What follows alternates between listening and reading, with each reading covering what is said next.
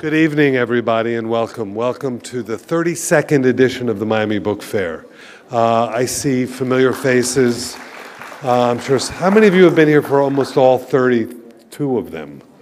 Oh, that's quite a few of you. Congratulations for living that long. All of us. I realized the other day that I've been doing this more than I haven't been doing it, which is kind of interesting. My name is Mitchell Kaplan. On behalf of all of us here at the Miami Book Fair, I want to welcome all of you tonight.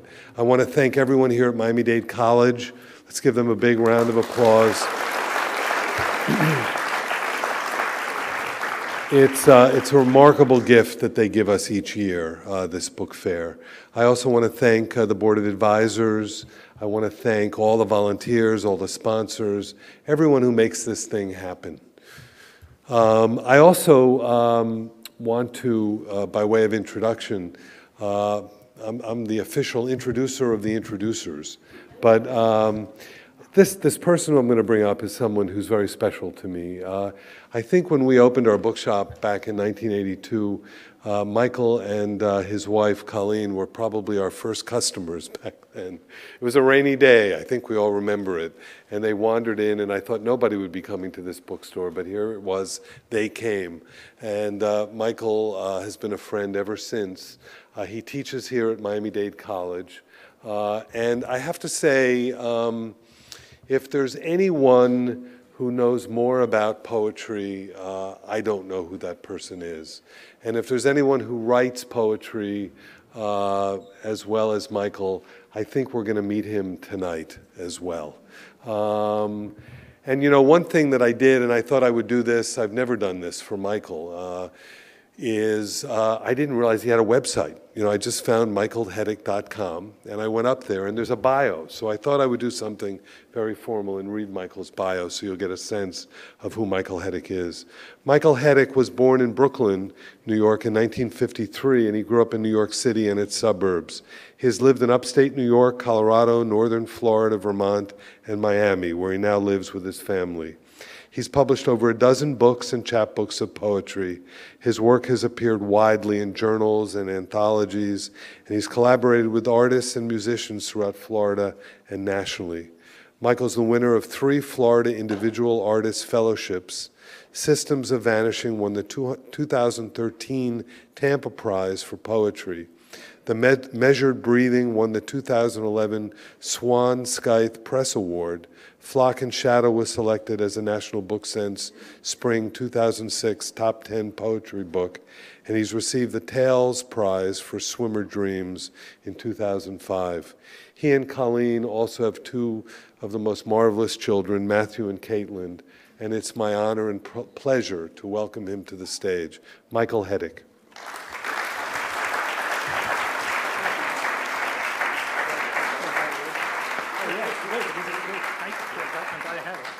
Hi, everyone. It's an honor to be here. I started seriously reading Gary Snyder's writing in the mid-1970s as a graduate student in Denver, living as cheaply as possible, reading everything I could get my hands on, and wandering the mountains whenever I could get there, learning how to spend time alone. Of course, I'd read Jack Kerouac's great novel, The Dharma Bums, in which Snyder is depicted in the protagonist, Jaffe Ryder. And of course, I read Snyder's seminal first book of poetry, Rip Rap and Cold Mountain Poems. But until that time, I was still in my early 20s, I hadn't really read Snyder. That is to say, I knew very little of the breadth of this man's scholarship, discipline, and wide-ranging knowledge of real-world information. And so I couldn't really know his poetry. It was when I read Turtle Island, Snyder's Pulitzer Prize-winning volume of 1975, that I first truly lit up to the genius of the man and the gift he had brought us. And so I went back to his earlier works, poetry, translations, interviews, and essays, and immersed myself in his writings. That immersion has continued to this day. I, and many others, consider Gary Snyder to be among the few indisputably major American poets of our time. In a period when much poetry seems merely reflective of its moment, alive to only the shortest of nows. Snyder's work goes deep, as roots of ancient junipers go deep, and as indigenous human cultures go deep, informed as it is not only by profound scholarship and spiritual discipline, but also by knowledge of the hands and the eye, the names and habits of trees and birds, cultures, rivers, and languages. And also, we should say, of the pleasures and exuberances of our mammal bodies. Taste and touch and affection.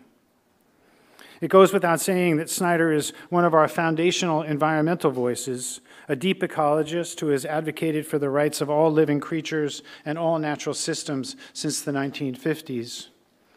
He knows how to build a house and how to walk off the trail and read the landscape to find a new way home. He knows the stars. He knows how to sit.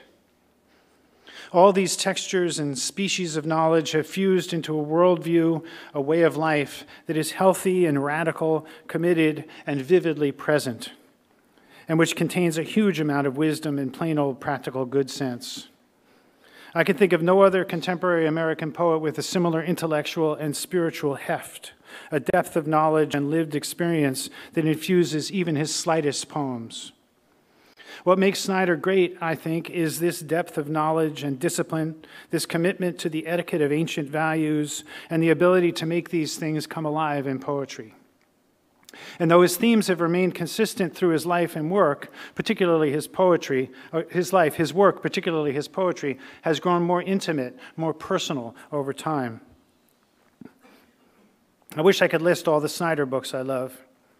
A short list would have to include No Nature, which he brought with him tonight, his new and selected poems of 1992, Mountains and Rivers Without End, his long poem, 40 Years in the Making, that was published in 1996, The Practice of the Wild, his book of essays, published in 1990, and Danger on Peaks from 2004.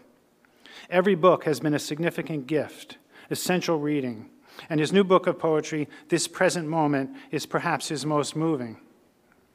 Lewis McAdams has written of his poetry, Snyder's greatest strength is a quiet and profound elegance, an ability to write a simple phrase that seems to have been echoing through human consciousness for 3,000 or 4,000 years.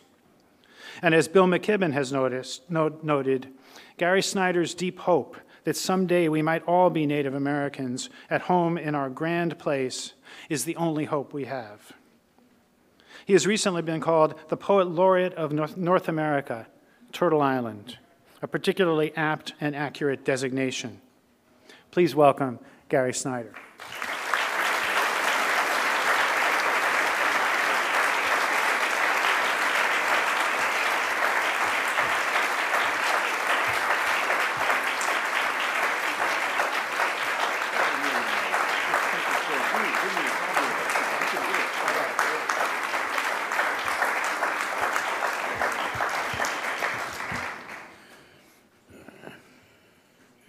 Good evening.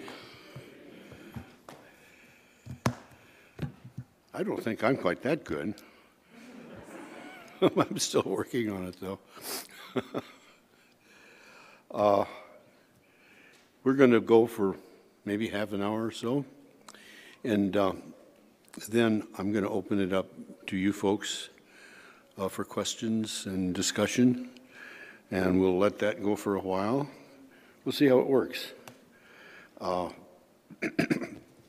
And I'm going to start by doing something I rarely do, which is describe a little of how I actually live and have been living for the last 50 years, or 47, maybe, something like that. It's been 47 years that I've been living off the grid. Okay. Is that better? Is that better? Oh, great, thank you. It's been 47 years, roughly, since I started living off the grid. That was not an environmentally spiritual and virtuous choice. I had no choice. There was no grid power running out my direction, and I and my neighbors, all 25 or so houses, as it turned out eventually, all had to do the same thing I did, which is come up with a standalone electrical system. I wouldn't change it now, but I will say this to you. If you can be on the grid, stay on it. At least for the time being. It's cheaper and handier. But there are lessons in solar panels and in generators. And the lessons include learning how to repair small four-cycle engines and larger size four-cycle engines. My neighbors and I, none of us ever intended to become particularly good mechanics when we moved out into the wilderness, as we thought it was then. But it turned out to be not the wilderness, but what we call, technically speaking, the wildland interface, where human beings try to have houses where it's virtually wild and where the Forest Service doesn't want to put out the forest fire. But they do come along and try to put it out because your house might burn down. So we also live, all of us and many other people in California too, right on the edge of where the wildfires go and have been living that way for many years. There are a lot of lessons in this, and one of them, of course, is maintenance, is putting water in your very expensive battery array, which is being charged by solar panels at least every 6 or 8 weeks, changing the oil on the generator, changing the oil filter on the generators, all of that kind of thing. And then, of course, there's the car. So the choice to live out in nature over the years, out close to nature over the years in the less developed parts of the country is a challenge. And I have lots of conversation in common with other people from Montana, Idaho, Nevada, New Mexico, and so forth, who politically and maybe environmentally have radically different ideas, but we can all agree on certain things about generators.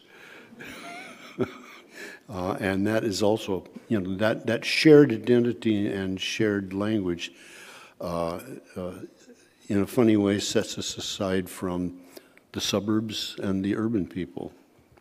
At the same time, I've been involved with great pleasure over the last 40 years in a socio-political environmental movement which is called bioregionalism, and has a dedicated and even almost, you might say, scientific and scholarly following, but has yet to break into a larger consciousness around the country. And part of bioregionalism is the recognition of what your watershed is, and where your rivers are running and where your small streams are running. You are in the Miami River watershed here, I believe. And what are the tributaries of that? All those interesting questions. And who lives in it? And what lives in it?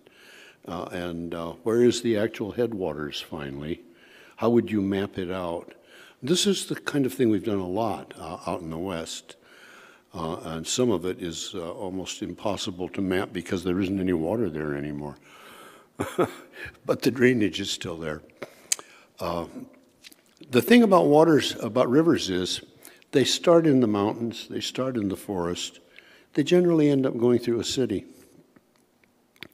And that's one of the things that ties the urban and the wildlands margins together and makes the issues shared issues, large shared issues that need to be pursued. And so in California, at least, we're working on trying to straighten out the whole politics of putting solar panels on the roofs of all the houses, and then the electric company, which likes to advertise in the magazines, like PG&E, Pacific Gas and Electric, puts colorful ads in magazines saying, we're in favor of sustainability. And then they turn around and they try to raise the electrical fees for people that have solar panels because they say they take away from our income. That's actually true, particularly in Hawaii. It's a big issue in Hawaii right now. So I have stayed in touch with all of these issues and questions in my own way, particularly with forestry, and not just forestry on the West Coast, although it is a huge issue on the West Coast now. But gosh, friends in Greece that are losing their olive orchards to little forest fires, or other parts of the globe where the wildland interface style of life, people living in the woods or on the edge of the woods, is, among other things, threatened not only by fire, but the forests are threatened by people who say, "Don't let us burn." And what do you say to them? That's a good one. So we do a little gardening, but where I am, and this is my argument or our discussion or debate over the decades with my friend Wendell Berry.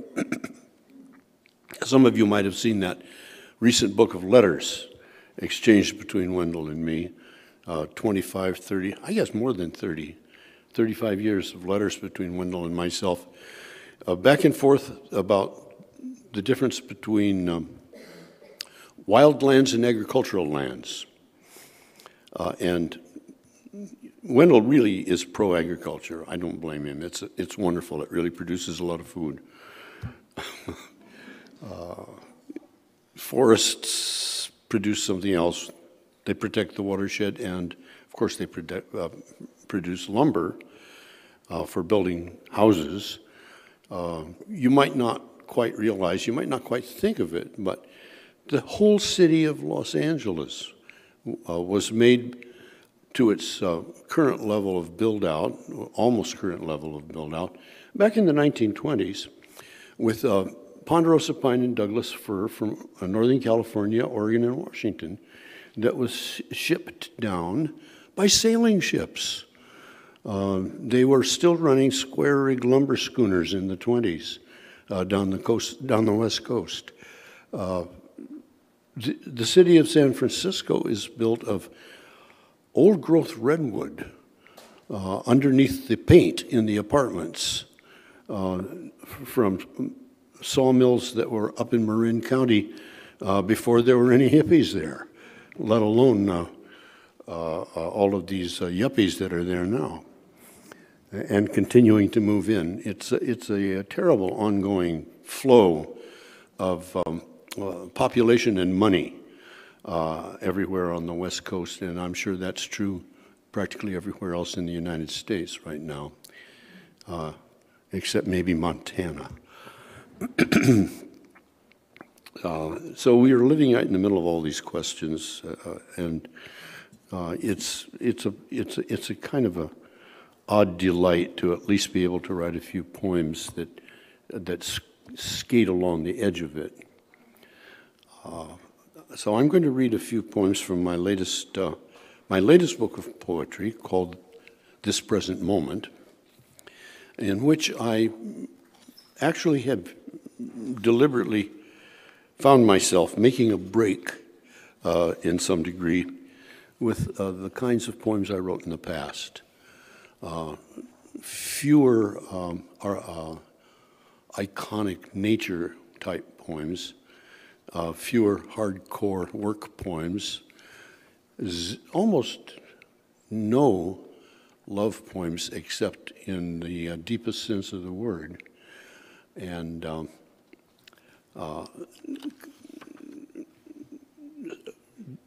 poems that come out of travels in Asia and Italy and other parts of the world that are not West Coast or any place like that. So here I'll go with a few. This poem is called Gnarly. That's G, so you know it's a G. Splitting 18-inch long rounds from a beetle kill. A pine tree we felled so it wouldn't smash a shed. With a borrowed Briggs & Stratton 20-ton pressure wedge on a piston push rod, some rounds fall clean down and split in two. Some, tough and thready, knotty, full of frass and galleries, gnarly. My woman, she was sweet.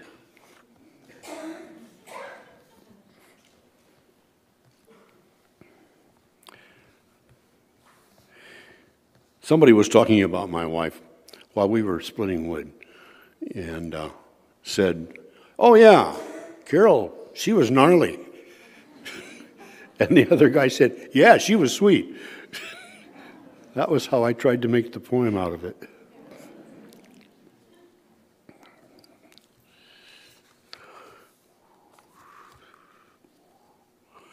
Why, I take good care of my Macintosh, referring not to a raincoat, but to a kind of a computer. Because it broods under its hood like a perched falcon. Because it jumps like a skittish horse and sometimes throws me. Because it's pokey when cold. Because plastic is a sad, strong material that is charming to rodents. Because it's flighty. Because my mind flies into it through my fingers. Because it leaps forward and backward, is an endless sniffer and searcher.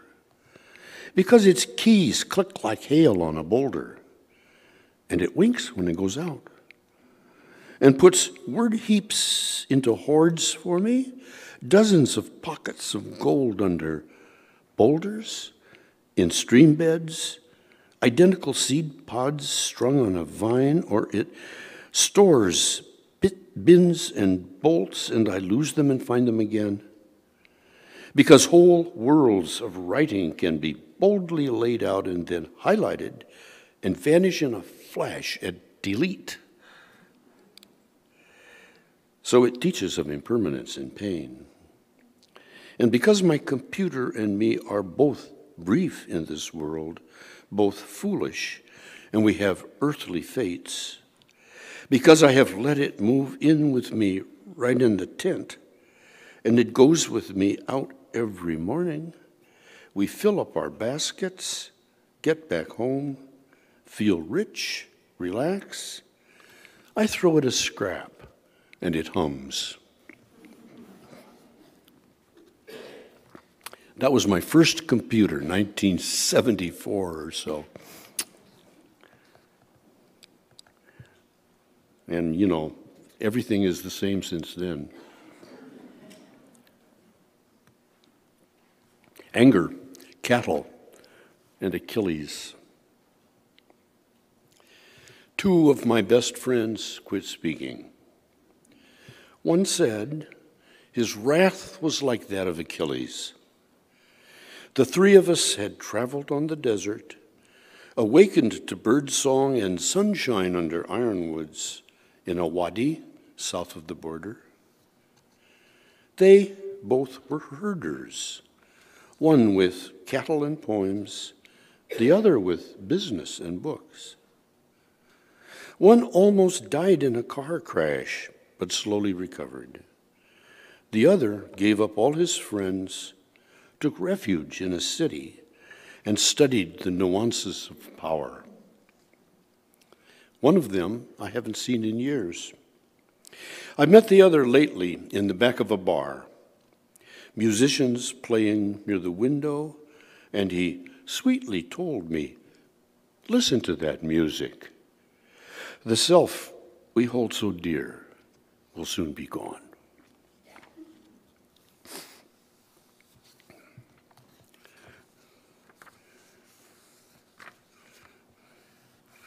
That was, I will not give away the name, but a rancher who has the second largest ranch in the United States. down on the Mexican border.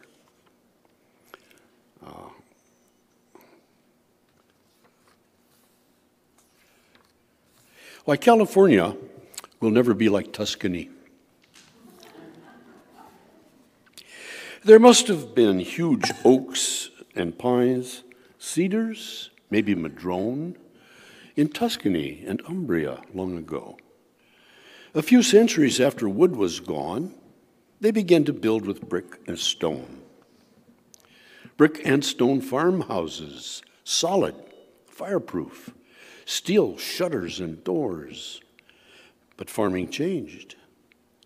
60,000 vacant, solid, fireproof Italian farmhouses on the market in 1970, scattered across the land. 60,000 affluent foreigners to fix them, learn to cook and write a book. But in California, houses all are wood. Roads pushed through, sewers dug, lines laid underground, hundreds of thousands made of strand boards, sheetrock, plaster. They won't be here 200 years from now. They'll burn or rot.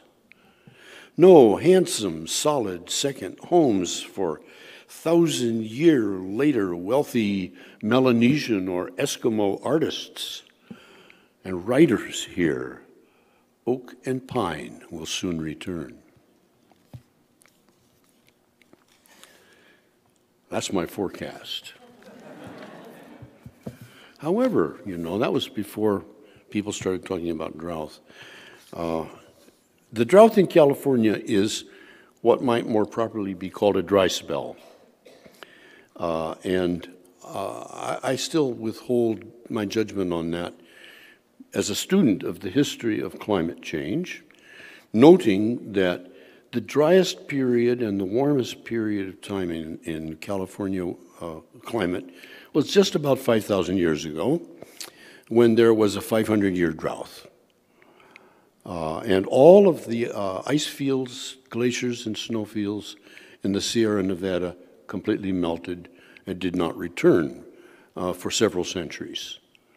And then it came back again. And so those are, some of the cycles that we have to deal with, which is not to say that that means that human beings didn't contribute a great deal to the current climate change right now, but it also indicates how radical and disruptive, if you want to say that, climate fluctuations over the millennia have been, over the millions of years have been, so that people, generally don't know. For example, there was a time 300 or 400 million years ago when there were palm trees growing along the north coast of Greenland. So we don't know what's going to happen. We really don't. But it won't matter because we won't be here.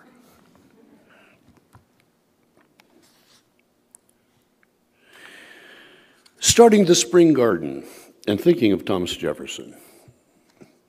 Turning this cloddish soil, still damp and cold, with a heavy curved crofter's spade. Finally, I've read the life of Thomas Jefferson. Here we are, about the same age, 80, except I'm living alone with my dog and spading a tiny spring garden. And he had hundreds of workers on the farm and fixing the house while he mostly wrote letters and thinking, true democracy is to help everyone do for themselves, which means we must think with the help of the whole neighborhood, bullshit detectors in place.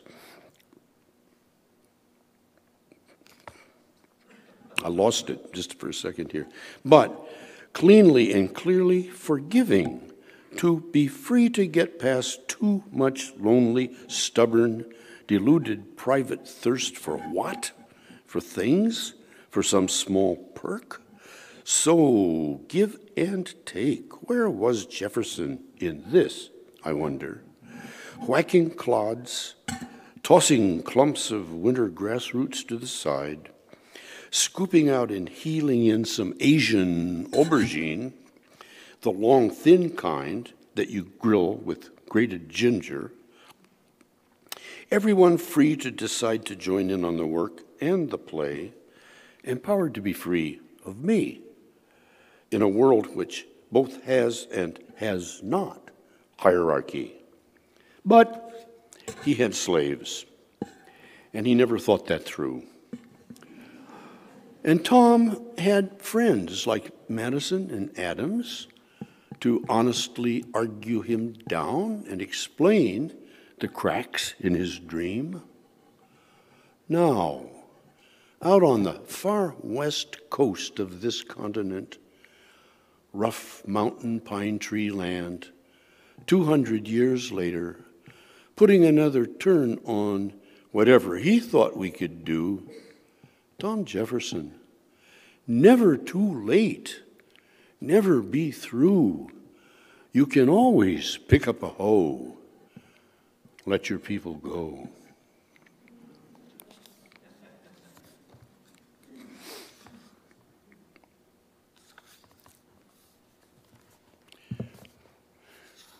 Now here's a real logging poem. It's called Log Truck on the 80. Heading west down the 80, last slope before the valley, pass a loaded log truck, incense cedars with that stringy bark. Mind watching the lanes ahead, roams back to the mountains on the left side of the river, out toward Forest Hill, or back toward Duncan Canyon, or south to Sailor Meadows. Dark forests pass in mind. See, a shady canyon, tangled gully, under old pine and fir, and there the fresh-cut stumps of cedar. Someone napping with his chainsaw after lunch.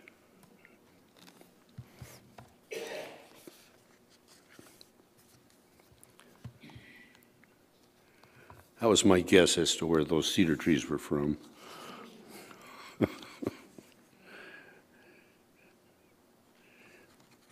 Some little short poems. Fixing the system. Under the topless, bottomless, empty blue sky, hands and knees, looking down a little hole, a leaky gate valve, drip, drip.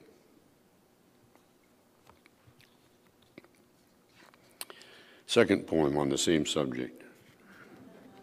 Watching a tiny bird flit down and perch on a standpipe hose bib, dipping, drinking drops of drip.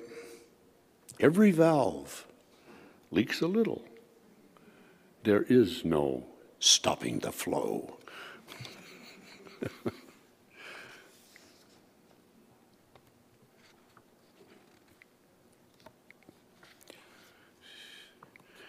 This is not exactly a poem, but I wrote it as a kind of a coda for an official book on the humanities in the Pacific Zone, California and Hawaii.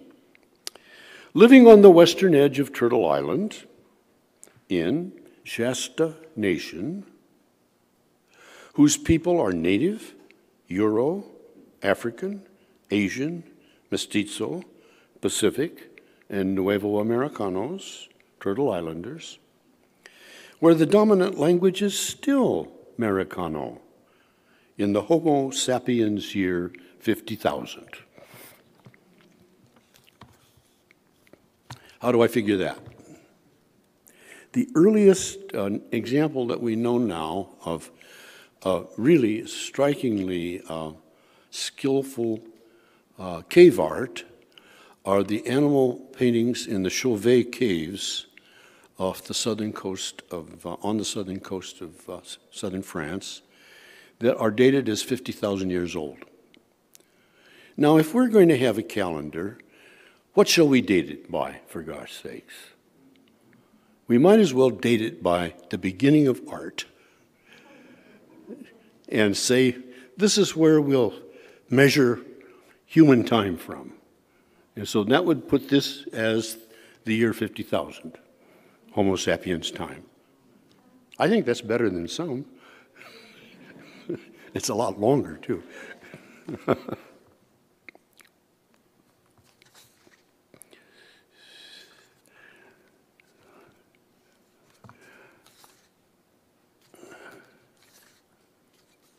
Stories in the night. Native Americans in California were quite a sizable number. Probably the largest population of Native Americans in the whole continent, even including Canada, north of Mesoamerica.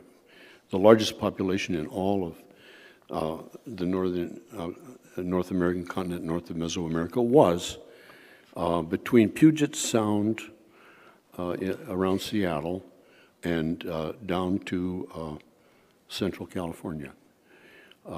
And that was that was the result of fairly mild weather, a huge population of deer, and the remarkable salmon runs probably were the main things, all the way from southeastern Alaska down as far as the Big Sur River, where salmon were still running. In fact, salmon used to run up some of the creeks down in Los Angeles, but the water is getting too warm down there. You know, salmon have a sense of what the right temperature of water is. It has to be fairly cold. So right around the Bay Area and right around Puget Sound were incredibly rich. And then the Chumash lands along the Santa Barbara coast and the Channel Islands had maybe 50,000 people living there, according to the Spaniards who first saw them. This is still being kind of worked out. In that cultural zone, one thing that stands out was that storytelling was never allowed in the summer. Storytelling was only wintertime. In native California, winter was storytelling time. So this poem is called Stories in the Night because it all happened in the middle of the winter when my generators gave out and I had no standalone electricity or anything. Yesterday, I was working most of the day with a breakdown in the system. Generator 1, generator 2, old phased out generator 3, the battery array, the big trace inverter, and the solar panels all stopped. Cold, early morning in the dark. Back to the old days. Kerosene lamps, candles, wood stoves always work. The backup generator, the number 3 Honda, cycles were wrong, maybe. Tricking the inverter relay that starts the bulk charge. And the big green Onan, fueled by propane, wouldn't start. One time turned out there was a clogged air cleaner, oil drops blowing back up from deep inside. I try to remember machinery can always be fixed, but be ready to give up the plans that were made for that day. Go back to the manual, call up friends who know more, make some tea, relax with your tools and your problems, start enjoying the day. First 15 years we lived here, kerosene lamps, heavy tile roof in the shade of a huge pre-contact black oak. Sherry, Siegfried's longtime woman friend and partner, is due at any time with a 9-ton truck of 3/4 inch crushed rock. Wet dirt every winter eats up gravel. Keeping a free hard roads for drenching winter rains and melting snows takes planning. You have to ditch them too. In 1962, going all through Kyushu with Joanne, walking around Hiroshima, the busy streets and coffee shops, the green leafy trees and gardens, a lively place. But at Mount Aso, the great caldera in the center of the island, crater 30 miles across, saw sightseers from Nagasaki with that twisted, shiny, scarred, burned face survivors had, and then read Barefoot Gun. Barefoot Gun is the English title of a graphic novel, Hadashi no Gen, that was done in Japan by a graphic artist and journalist who had lived through the Hiroshima bombing. And it was published in Japan in 2 volumes. After 8 or 9 years, it was finally published in this country too. And it's absolutely horrifying to see that all, in a graphic novel done, out right in front of you by somebody who lived through it. The graphic novel Barefoot Gun is no longer available in this country. And the Japanese government doesn't want it to be available either, because they have decided it's time to get over worrying about nuclear power. And they've got to ramp up all of their nuclear plants again so that they have the energy to make cars. Very sad. Nobody knows what to do. What got me about the bomb was too much power. And then temptation there to be the first to be the emperor of the world, yet to be done. So, change our course around, or there we head. I could never be a Muslim, a Christian, or a Jew, because the 10 Commandments fall short of moral rigor. The Bible's "shalt not kill" leaves out the other realms of life. How could that be? What sort of world did they think this is, with no account for all the wriggling feelers and the little fins, the spines, the slimy necks, eyes shiny in the night, paw prints in the snow? And that other thing, can't have no other gods before me, like profound anxiety of power and jealousy and envy? What sort of God is that? Worrying all the time. Plenty of little gods are waiting to begin their practice and learn just who they are. In North India, 4th century A.D., some Buddhist tantric teacher lady said, "That God called Yahweh to the West, he's really something. But too bad, he has this nutty thing that he's creator of the world." A delusion that could really set you back. But returning to energy, I'll fix the Onan, give up on number 3, it's too far gone, and next time get a backup with a cast iron block and water cooling and a warranty good for centuries. Put in a bunch more panels for the sun. The old-time people here, in warm earth lodges 30 feet across, burned pitchy pine wood slivers for their candles, snow after snow for all those centuries before. Lodge fire light and pitchy slivers burning. Don't need much light for stories in the night.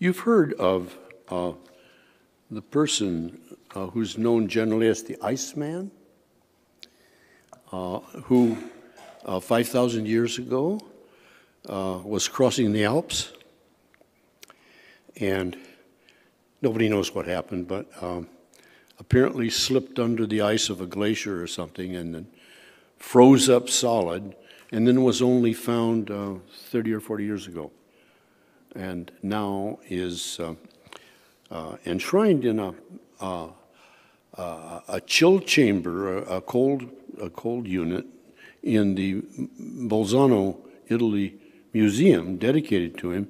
So you can actually look at him in there. He doesn't look too great. But also, adjoining that is a quite wonderful set of this 3-story tall museum. The whole middle floor is dedicated to reconstruction of his kit, his boots, his leggings, his belt pack, his quiver, his arrows, his bearskin jacket, his bear fur hat. Boy, he looks great.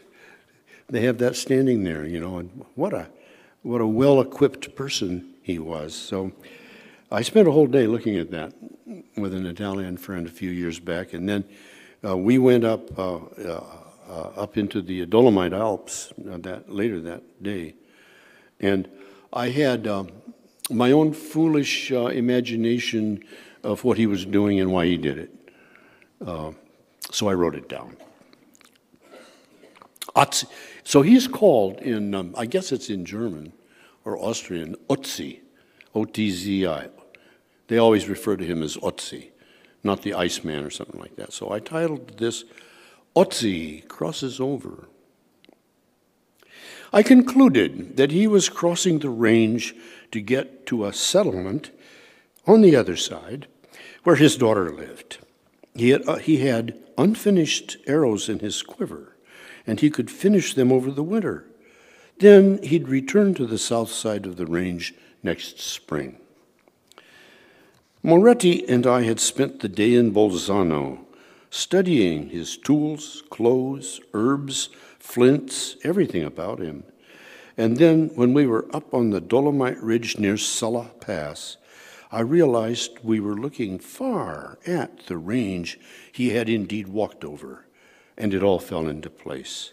On his way, he walks steady up the slope, bedrock and plant clumps, wind in his ear, beard waving a bit in the breeze, low clouds from the west in puffs, passing over and through the high peak points, blue sky gaps seen, and farther on a set of white and gray cloud puffs hide a ridge. View through a notch in a farther blue cloud, shadow patches and sunshine. Breeze softens, getting into snow now, sun behind clouds, but still lots of light. Sore knee, painful shoulder, but about to step out on the ice field.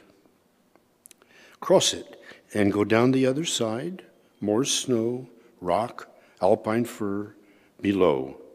This moment, sun and wind, my little knife, my fire kit, my settled daughter, this lonely route.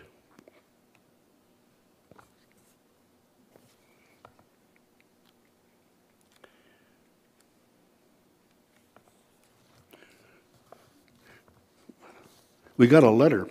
My friend Moretti got the letter and copied to me from the person who runs that museum in Bolzano.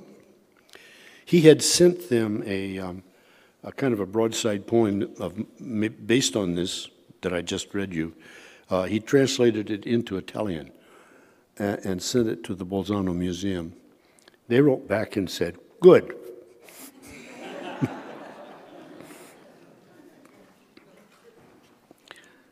So I felt, I guess it's not too bad. I'm going to finish with one little one here. Then I'm going to read a poem from Mountains and Rivers Without End. How's that? God, we're running out of time already.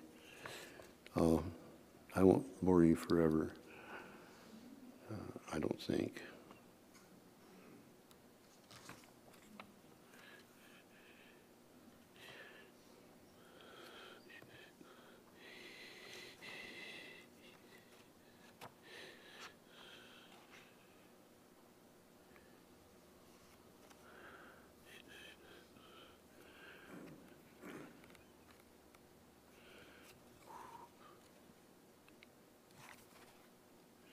Here's what I want to read. I want to end this little series here with a poem I call A Letter to M.A., Who Lives Far Away.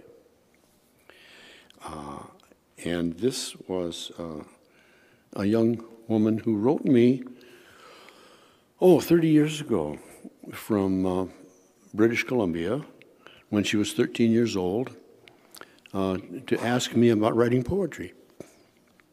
I had met her half a year earlier as she passed through our area with her parents, and they camped a few days at our place and moved on up to where they were headed in British Columbia, out in the island, one of the islands between Vancouver Island and the mainland. So then she wrote me a poem. A letter that was rhyming, and I sent a letter that rhymed back to her. And then I lost it, and I never found it again until a couple years ago. Now I found it, somewhere in a file. So I wrote her and said, "How are you?" And I said, "Here's this poem, or this letter I wrote for you a long time ago." And she wrote me back from British Columbia, from Vancouver, British Columbia. She said, "Well, I'm over 30 now, and I make my living as an adventure clown, and dress up and do little clown things in public. I'm a busker, which is a term that you know in England, if you don't know it in America. Somebody who makes a living on the street. Dear Melissa, I do remember you. You had curly hair and stood by the stair up there on Quadra Isle with a shy smile. Say hello to your mother, Jean. I don't remember your sister's name, and that's a shame, but I sort of remember her face and natural grace. Not all poetry has to rhyme, but this time I'm writing back the way you did it. It's to your credit. You got me to write this form, since real poetry is born from a formless place, which is our original face. Zen Buddhists say, in play. So if this helps you be a writer, it will please your new friend, Gary Snyder.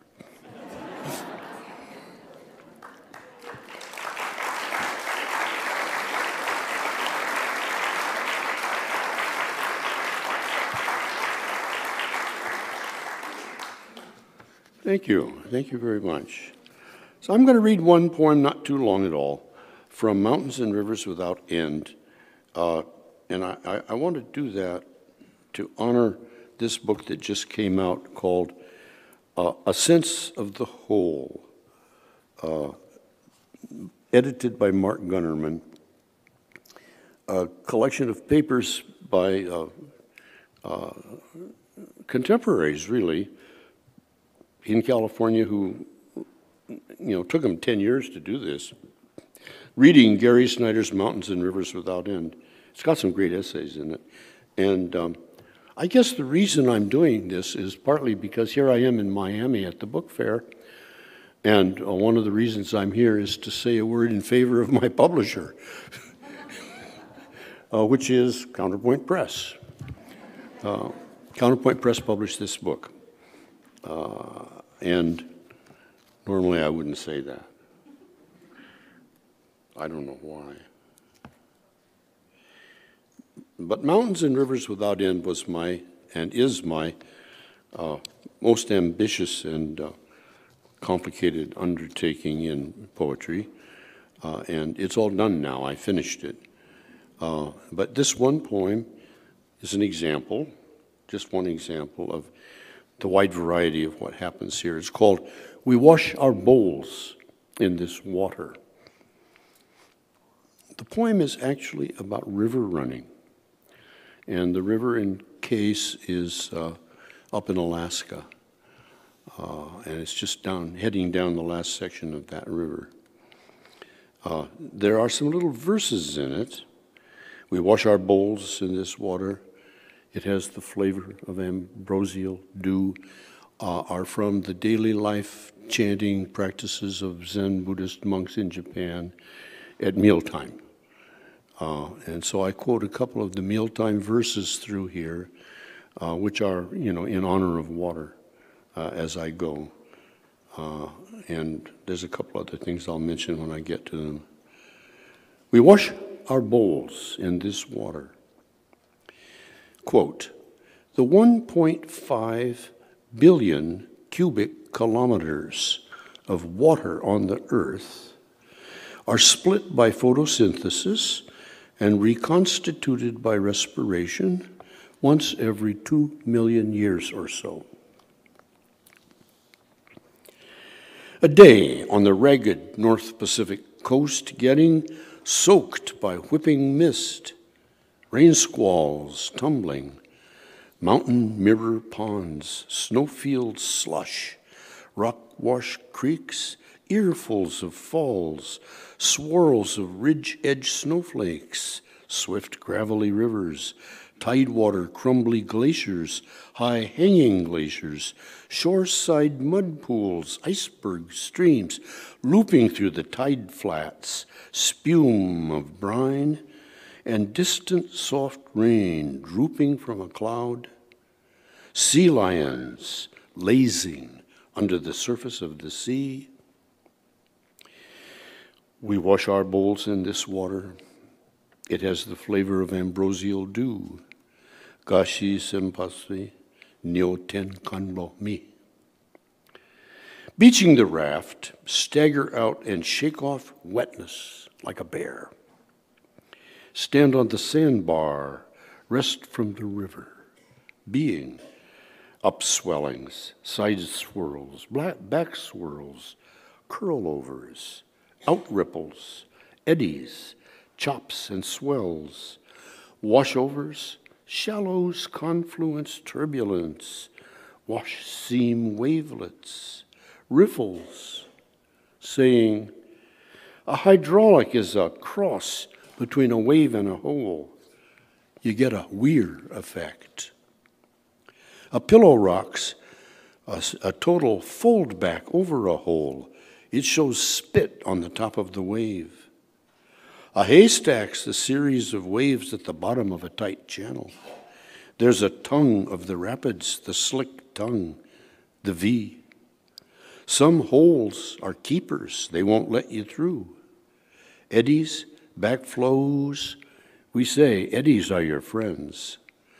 Current differential, it can suck you down. Vertical boils are straight up eddies, spinning. Herringbone waves curl under and come back. Well, let's get going. Get back on the raft. Swing the big oars. Head out into the stream. We offer it to all demons and spirits. May all be filled and satisfied. Om Makala Sai Swaha. Seyo Kijin Shu. Shichu Ryo Toku Homan. Om Makara Sai Sowaka.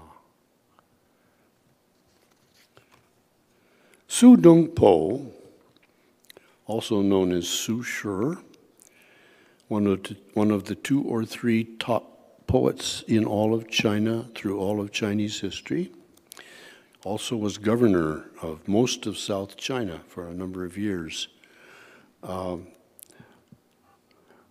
amazing man. And also he became a approved Zen teacher as well. Sudong Po sat out one whole night by a creek on the slopes of Mount Lu. Next morning, he showed this poem to his teacher.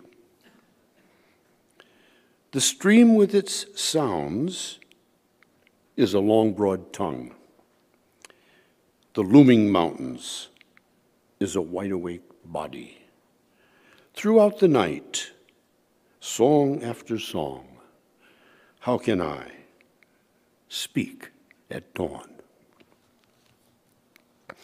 Old Master Jiang Tsung approved him. 2 centuries later, giving a talk in Japan, Dogen said about this poem, sounds of streams and shapes of mountains. The sounds never stop, the shapes never cease. Was it Su who woke? Or was it the mountains and streams? Billions of beings see the morning star, and they all become Buddhas. If you, who are valley streams and looming mountains, can't throw some light on the nature of ridges and rivers, who the hell can? Talking to his monks. Okay.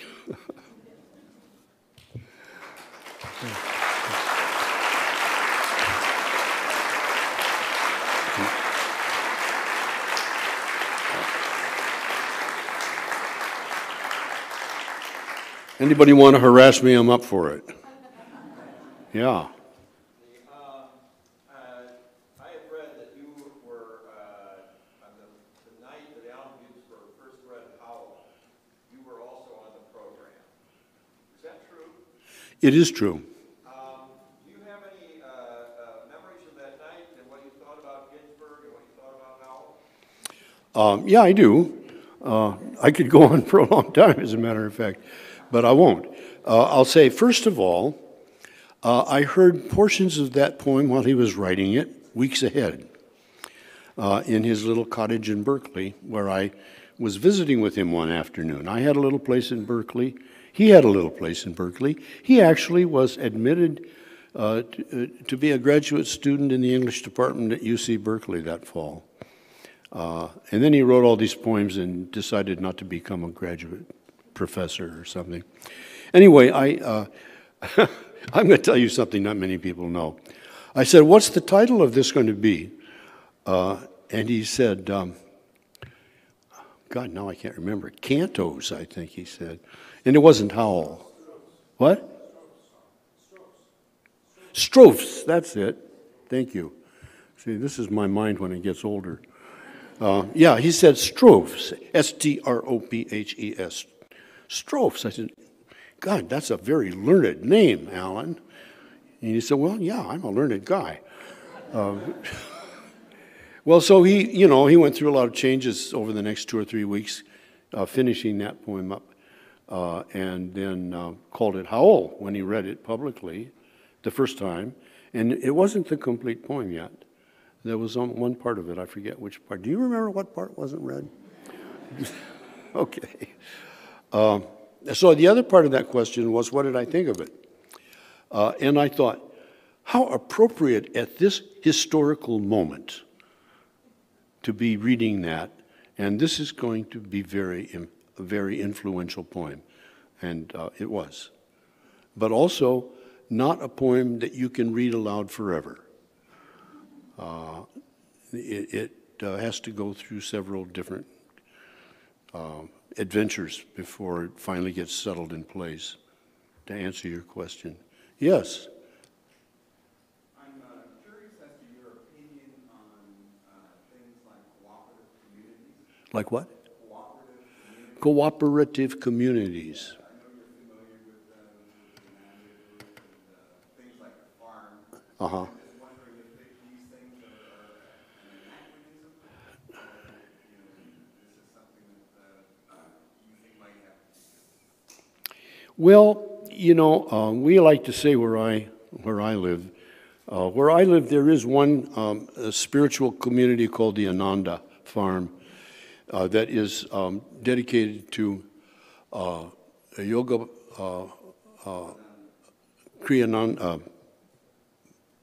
Kriyananda's teacher was Paramahamsa Yogananda, and it is Vaishnava. They follow the Vishnu line, and they do not use drugs, nor do they drink alcohol, nor are they supposed to have too much sex.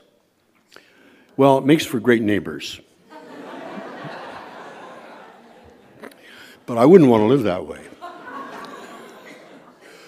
And the rest of that area, which is a very cooperative area in the sense that share tools, eat dinner together often, help out each other whenever we can or should, is what we call an involuntary community, not a voluntary community.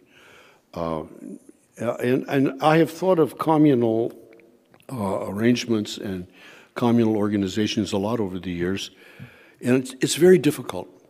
And the only ones that seem to have a successful long-term style of living is one that has some very strong ideological set of rules and regulations by which it chooses to live. And when that breaks down, the whole thing breaks down. It's really hard to have a fluid and flexible cultural arrangement. And yet, the tribal people of the world, many of them have a very workable and flexible situation in which people break rules and they're allowed to, but sometimes they get in trouble for it and so forth. So I think the answer is, okay, here's another thing to remember. What does bourgeois mean as against working class? Where does the term bourgeois come from? It comes from the French Revolution, the period of the French Revolution, the way it's used in political circles. Bourgeois means middle class because middle class people dedicate themselves primarily to the fortune of their family and getting the kids into a good college, etc. And so it is family-centered, extended family-centered, even clan-centered, but it's not class-centered. So the working class emerges as a class of people who do not make a value out of their individual family, but out of the solidarity across the family lines. And that is a new thing, historically, primarily. There are other ways of, religion is another construction that allows larger scale cooperative interactions. But that again requires pretty strict rules, or people that will, try to stay by those rules. So, there's no one single answer to any of this, although I like to think that at least regional issues, people can unite around regional issues. They can unite around kindergarten and the school and the parking lot. And so that's a good start. Yeah. Yeah.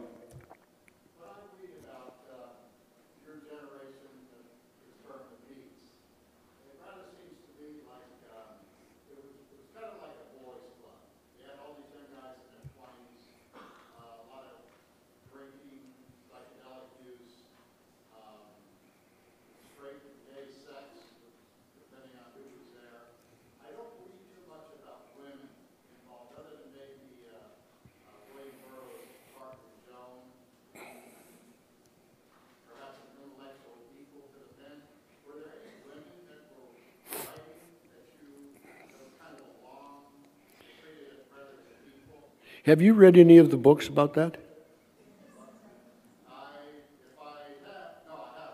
Well, that's been written about a lot. It's more books now than I can even give you a list of. But you're not the first person to have noticed that, and it has been investigated and written about and thought about. a lot, and there are a few women who stand out, as is true all through history in almost every condition.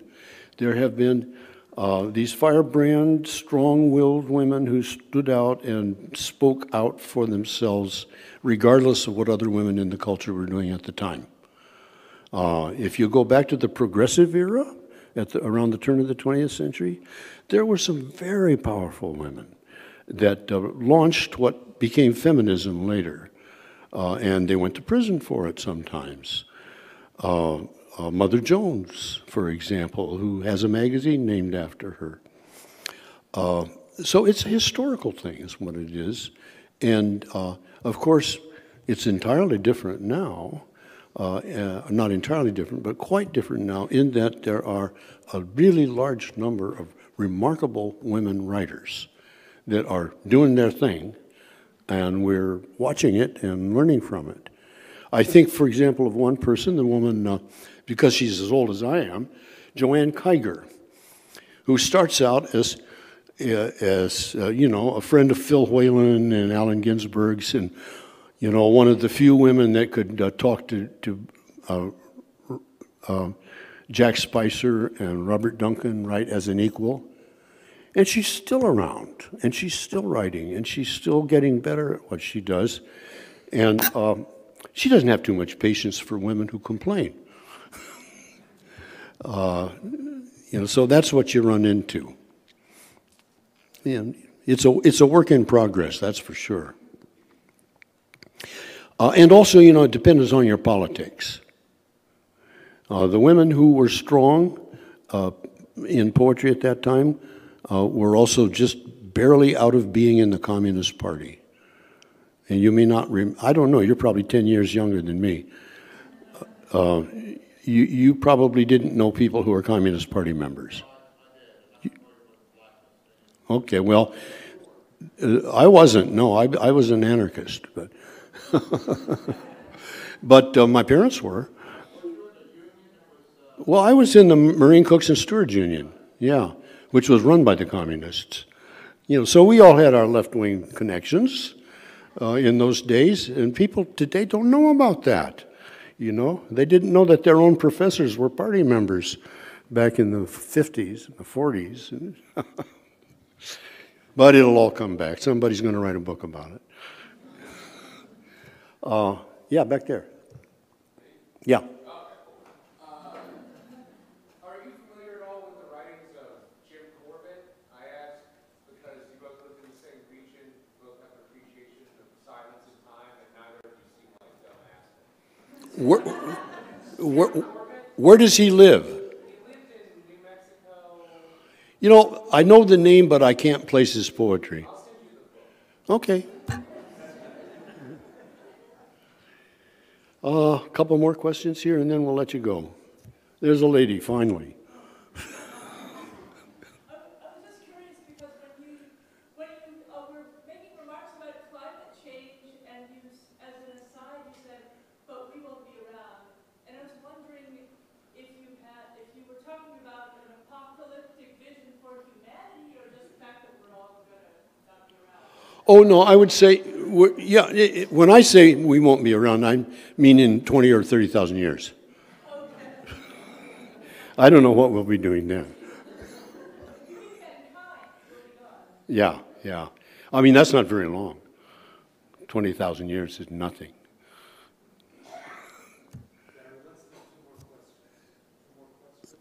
Yeah, that's what I was going to do. In fact, I was going to say one more question.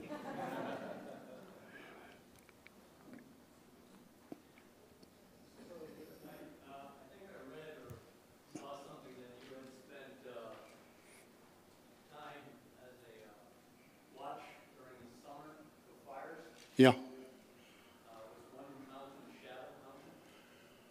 Shadow? No, I was up in the North Cascades, in what is now the North Cascades National Park, and I was on Sourdough Mountain, and then I was on Crater Mountain. Those were my two lookouts. I wondered what you did for water. Well, I'll tell you what you did for water. You lowered yourself with a rope down to the top of the glacier below you, and then you chopped ice into a bucket, and then you pull yourself and your bucket of ice up, and then you let it melt. How often would you have to do that? Huh? How often would you have to do that? Oh, depends on how you feel.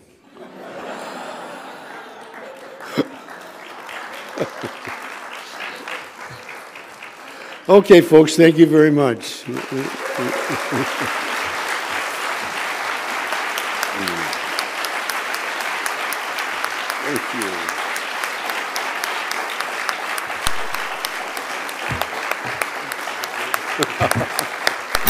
Thank you.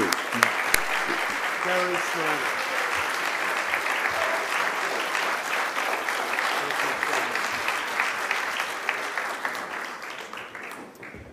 Well, thank you all, and thank you, Michael, for such a wonderful introduction as well. The books are available outside, and Gary will be here signing them, so we hope you'll stick around a little bit. Thank you. Thank you for coming.